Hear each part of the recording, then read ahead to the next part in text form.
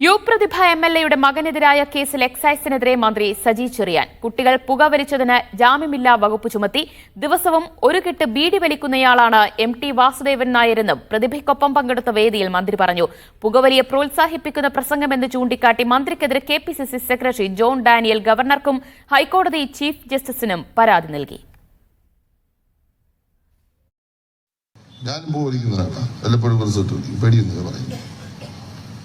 പണ്ട് ജയിലിൽ കിടന്ന് പഠിച്ചതാണ്.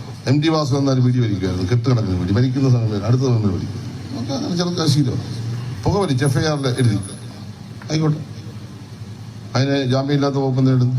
യുപ്രതിഭ MLA വേദിയിൽ ഇരുത്തിയായിരുന്നു സാംസ്കാരിക വകുപ്പ് മന്ത്രിയുടെ ന്യായീകരണം. കുട്ടികൾ പുകവലിച്ചതിന് ജാമ്യമില്ലാ വകുപ്പാണ് ചുമത്തിയത്. FIR-ൽ കൂട്ടം കൂടി പുകവലിച്ചു എന്നാണുള്ളതെന്നും ജയിലിൽ കിടന്നപ്പോൾ താനും പുകവലിക്കുമായിരുന്നു എന്നും മന്ത്രി. പുകവലിക്കുന്നത് മഹാ അപരാധമാണോ എന്നായിരുന്നു സാംസ്കാരിക വകുപ്പ് മന്ത്രിയുടെ ചോദ്യം. മന്ത്രിയുടെ ഈ പ്രസ്താവന പുകവലിക്കാൻ പ്രേരിപ്പിക്കുന്നതാണ് എന്ന് കാട്ടിയാണ് ജോൺ ഡാനിയൽ പരാതി നൽകിയത്. 2003-ൽ പാർലമെന്റ് പാസാക്കിയ കോട്ട്പ നിയമത്തെ വെല്ലുവിളിക്കുന്നതാണ് മന്ത്രി ചെയ്തതെന്നും ജോൺ ഡാനിയൽ പറഞ്ഞു. ഇത് നിയമനിർമ്മാണ സഭകളെ അവഹേളിക്കുന്ന തരത്തിലുള്ള പ്രസംഗമാണ്. ഇത് സമൂഹത്തിലെ ലഹരി ഉപയോഗം പരിപോഷിപ്പിക്കുന്ന പ്രോത്സാഹിക്കുന്ന നിലപാടാണ്.